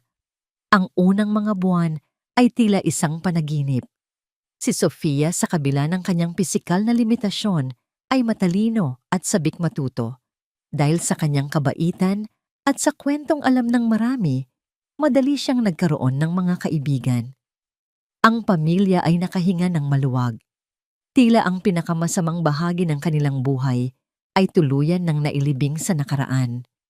Ngunit ang mga anino ng kahapon ay may sariling paraan ng pagbabalik. Isang Martes ng umaga, inanunsyo ng paaralan na magkakaroon sila ng taunang medical and dental mission. Ang mga doktor at nurse mula sa isang lokal na ospital ay darating para magsagawa ng basic check-up at magbigay ng flu vaccine sa mga estudyante. Sa hapagkainan ng gabing iyon, masayang ibinalita ito ni Sofia. Sabi po ni teacher, para raw po hindi tayo magkasakit. Maganda yan, anak. Sabi ni Ricardo habang nilalagyan ng kanin ang plato nito. Mahalaga ang bakuna. Ayos lang po ba sa'yo ang injection nate? Tanong ni Miguel ang panganay ni Elena. Nagkibit balikat lang si Sofia. Hindi ko po alam. Hindi ko pa po nasubukan. Naaalala. Walang sino man sa kanila ang nagbigay ng mali siya sa usapang iyon. Para sa kanila, ito ay isang ordinaryong pangyayari sa buhay ng isang estudyante. Isang maliit na tusok para sa mas mabuting kalusugan. Dumating ang araw ng medical mission. Ang library ng paaralan ay ginawang isang pansamantalang klinika. Ang mga bata ay nakapila, ang ilan ay natatawa, ang ilan ay kinakabahan. Nang si Sofia na ang susunod, hinawakan niya ang kamay ng kanyang kaibigan at buong tapang na lumapit. Isang nurse na may malapad na ngiti at mabait na mukha ang sumalubong sa kanya. Hello, Iha. Huwag kang matakot. Mabilis lang to. Parang kagat lang ng langgam. Sabi nito sa isang malambing na boses. Eksaktong boses na ginagamit ng mga nurse para pakalmahin ang mga bata. Kinuha ng nurse ang isang bulak na may alcohol at nilinis ang braso ni Sofia. Ang amoy ng alcohol, isang amoy na pamilyar sa mga ospital at klinika, ay pumuno sa hangin. At pagkatapos, kinuha ng nurse ang isang hiringgilya. Ang karayom ay kumislap sa ilalim ng ilaw. Sa sandaling iyon, tila huminto ang mundo para kay Sofia. Ang nangiti ng nurse ay biglang naging ngiti ni Monica. Ang malambing na boses ay naging bulong ng isang demonyo. Matulog ka na, munting anghel. Ang amoy ng alkohol ay naging amoy ng lason at ang kumikinang nakarayom ay naging sandata ng kanyang pagpapahirap. Ang lahat ng kulay ay nawala sa kanyang paningin. Ang masayang ingay ng mga bata sa paligid ay naging isang malayong ugong. Ang kanyang paghinga ay huminto. Ang kanyang katawan na pinaghirapan niyang palakasin ay biglang nanlamig at nanigas na parang bato. Okay, heto na, sabi ng nurse. Ngunit bago pa man dumampi ang karayom sa kanyang balat, isang bagay sa loob ni Sofia ang sumabog. Hindi ito isang sigaw na naririnig. Ito ay isang sigaw na walang tunog. Sa isang marahas na kilos na ikinagulat ng lahat, ipiniksi ni Sofia ang kanyang braso palayo. Itinulak niya ang mesang kinalalagyan ng mga gamit medikal. Ang mga hiringgilya, bulak at bote ng gamot ay kumalat sa sahig. At pagkatapos sa gitna ng pagkabigla ng lahat, tumakbo siya. Hindi ito ang kanyang karaniwang pag-ika. Ito ay isang takbong puno ng purong sindak, isang pagtakas para sa kanyang buhay. Ang kanyang mga binti ay nanginginig, ngunit tinulak siya ng adrenaline. Tumakbo siya palabas ng library, sa pasilyo, hanggang sa marating niya ang isang madilim na sulok sa ilalim ng hagdanan. Doon isiniksik niya ang kanyang sarili, niyakap ang kanyang mga tuhod at nagsimulang manginig ng walang tigil. Ang kanyang mga mata ay nanlalaki sa takot na katitig sa kawalan. Hindi siya umiiyak, hindi siya sumisigaw. Siya ay bumalik sa dati, isang batang nakakulong sa isang tahimik na impyerno. Ang tawag mula sa paaralan ay nagdulot ng matinding kaba kina Ricardo at Elena. Nagmamadali silang dumating at natagpuan si Sofia sa sulok, ayaw magsalita. Ayaw gumalaw, ayaw magpahawak kahit kanino. Tanging si Elena lang ang pinayagan niyang lumapit at kahit sa kanya hindi siya tumitingin. Dinala nila siya pauwi. Sa biyahe walang nagsalita. Ang katahimikan sa loob ng kotse ay mas mabigat kaysa sa anumang sigaw. Nang gabing iyon nagsimula ang unang malaking hidwaan sa pagitan ni Ricardo at Elena. Hindi na siya babalik sa eskwelahan, mariing deklara ni Ricardo habang naglalakad-lakad sa kanilang sala. Ang kanyang mukha ay isang maskara ng takot at galit. Tapos na. Kukuha ako ng pinakamagaling na homeschool tutor. Hindi na siya muling malalagay sa sitwasyong yon. Poprotektahan ko siya. Ricardo, hindi iyan ang solusyon. Mahinahong sagot ni Elena, kahit ang sarili niyang puso ay puno ng sakit sa nakita. Hindi natin siya pwedeng ikulong sa isang bula. Ang mundo sa labas ay puno ng mga nurse at doktor. Puno ito ng mga karayom. Paano siya mabubuhay? Hindi ko alam. Sigaw ni Ricardo, ang kanyang pagpipigil ay tuluyan ng gumuho. Pero hindi ko na kayang makita siyang ganoon ulit. Elena, pakiramdam ko bumalik ang lahat. Pakiramdam ko na bigo na naman ako sa pagprotekta sa kanya. Ang kanyang boses ay nabasag sa huling mga salita. Ang kanyang pagkakasala na akala niya ay unti-unti nang naghihilom ay bumalik na parang isang sariwang sugat. Hindi mo siya binigo. Lumapit si Elena. Ang pagprotekta sa kanya ngayon ay hindi nangangahulugan ng pagtatago sa kanya. Ang pagprotekta sa kanya ay ang pagbibigay sa kanya ng mga sandata para labanan ang sarili niyang mga multo. Anong sandata paano? Kailangan niya ng tulong, Ricardo. Tulong na hindi natin kayang ibigay. Sabi ni Elena, ang kanyang boses ay puno ng katiyakan. Kailangan niya ng isang professional, isang child psychologist, isang taong tutulong sa kanya na harapin ang trauma na ito. Hindi natin ito kayang takbuhan. Kailangan nating harapin ito kasama niya. Umiling si Ricardo, ang kanyang mukha ay puno ng pagtutol. Ayokong may ibang taong maghuhukay sa isip ng anak ko. Ayokong ipaalala pa sa kanya ang lahat. Ang kailangan niya ay kapayapaan, kaligtasan, at iyon ay maibibigay ko dito sa loob ng bahay na ito. Ang kapayapaan na sinasabi mo ay isang kulungan din. Mahinang sagot ni Elena. Isang matalim na tingin ang ipinukol ni Ricardo sa kanya. Madali para sa iyong sabihin niyan. Hindi ikaw ang ama na halos mamatay ang anak sa sariling pamamahay. Ang mga salitang iyon ay tumusok sa puso ni Elena na parang kutsilyo. Umatras siya, ang kanyang mukha ay nagpapakita ng sakit. Sa unang pagkakataon, isang pader ang itinayo sa pagitan nila, isang pader na gawa sa takot ni Ricardo at sa paninindigan ni Elena. Ang pag-ibig na nabuo sa gitna ng krisis ay sinusubok ngayon ng mga hamon ng totoong buhay. At sa gabing iyon, sa loob ng kanilang ligtas na tahanan, walang sino man ang nakakaalam kung paano ito wawasakin. Ang mga sumunod na araw ay ang pinakamabigat sa loob ng kanilang bagong tahanan. Ang dating masayang tawanan ay napalitan ng isang nakabibinging katahimikan. Si Ricardo at Elena ay gumagalaw na parang mga estranghero sa paligid ng isa't isa, nag-iiwasan ng tingin, bawat isa ay may daladalang sakit at hindi masabi na mga salita. Ang pader na itinayo ng takot ni Ricardo ay matibay at mataas. Si Sofia ang sentro ng katahimikang ito. Tumigil na siya sa pagpasok sa eskwela ayon sa utos ni Ricardo, ngunit ang kaligtasan ng bahay ay tila naging isang mas malaking kulungan. Hindi na siya naglalaro sa hardin. Madalas siyang nakaupo lang sa kanyang silid tulala Hawak ang isang lapis, ngunit hindi nagsusulat. Ang kislap sa kanyang mga mata ay napalitan ng isang pamilyar na anino, ang anino ng batang nakita ni Elena noong unang gabi sa mansyon. Isang hapon, hindi na natiis ni Elena. Pumasok siya sa opisina kung saan nagkukulong si Ricardo, nagpapanggap na nagtatrabaho.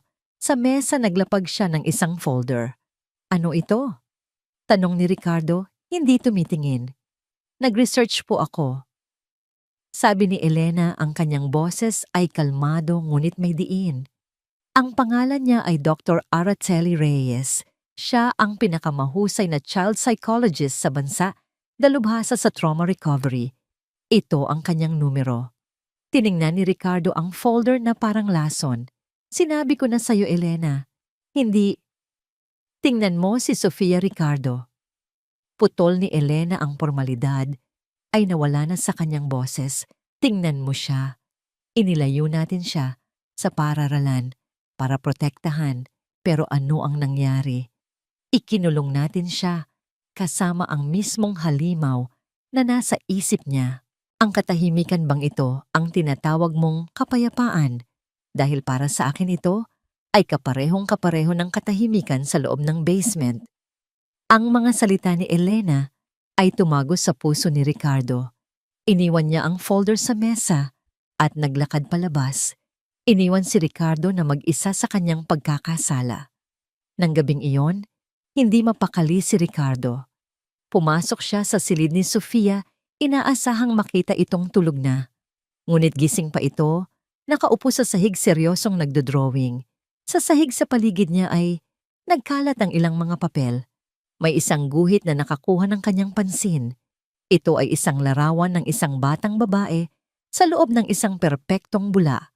Sa labas ng bula may mga paru-paro bulaklak at isang nakangiting araw. Ngunit sa loob ng bula, ang mukha ng batang babae ay hindi nakakangiti. Ang kanyang mga mata ay malalaki at puno ng takot at ang kanyang mga kamay ay nakatakip sa kanyang bibig. Sa sandaling iyon, sa harap ng simpleng guhit ng kanyang anak, gumuho ang pader na itinayo ni Ricardo. Naunawaan niya ang lahat. Ang kanyang pagprotekta ay naging isang uri ng pagkakakulong. Ang pag-ibig na nagmula sa takot ay hindi tunay na pag-ibig kundi isang hawla. Tama si Elena. Palagi siyang tama. Kinuha niya ang folder na iniwan ni Elena. Ang unang session kay Dr. Reyes ay mahirap. Si Sofia ay hindi nagsalita. Ngunit ang doktora ay mahinahon at matiyaga. Hindi niya ito pinilit. Sa halip naglabas siya ng 2 manika. Kilala mo ba sila? Tanong niya. Ang isang manika ay malinaw na si Sofia. Ang isa naman ay isang babaeng nakaputing uniforme, hawak ang isang maliit na laruang hiringgilya. Sa loob ng maraming linggo, iyon lang ang ginawa nila. Naglaro sila.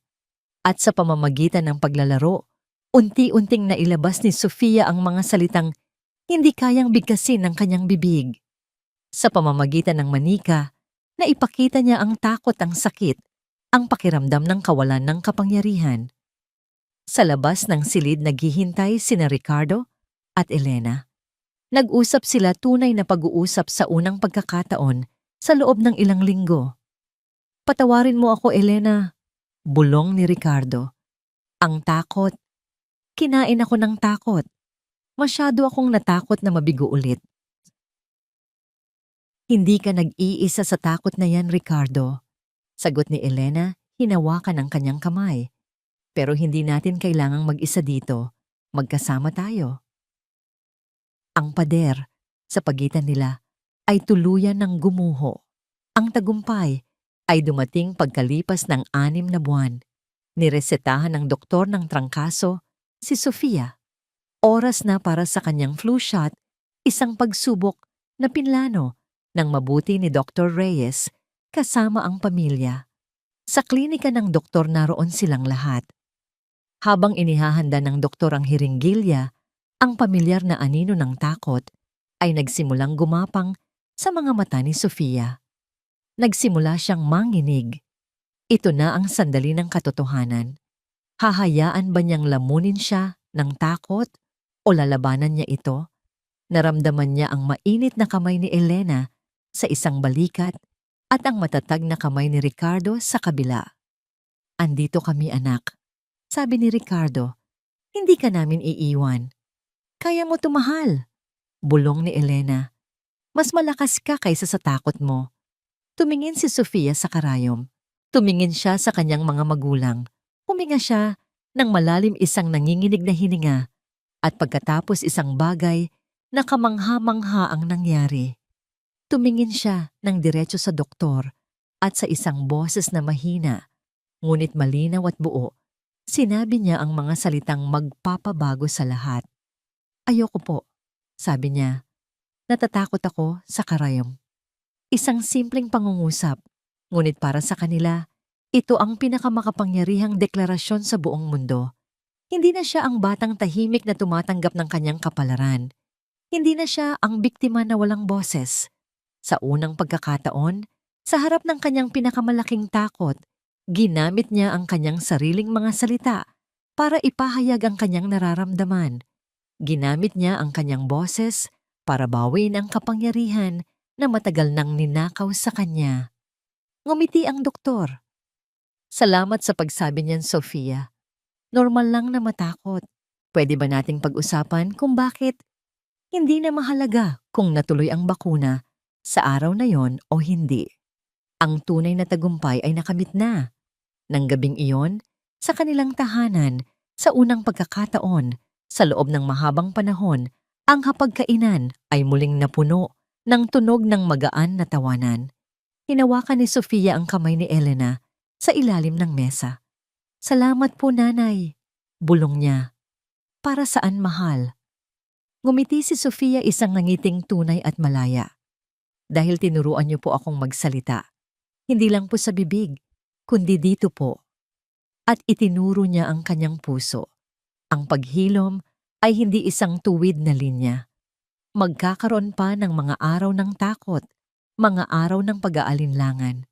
Ngunit sa gabing iyon, alam nilang lahat na anuman ang dumating, haharapin nila ito ng magkakasama. Dahil ang tunay na kaligtasan ay hindi matatagpuan sa loob ng mga pader na nagpoprotekta mula sa mundo, kundi sa lakas ng isang pamilyang nagtuturo sa iyo kung paano harapin ang mga halimaw, parehong ang mga nasa labas at lalo na ang mga nasa loob.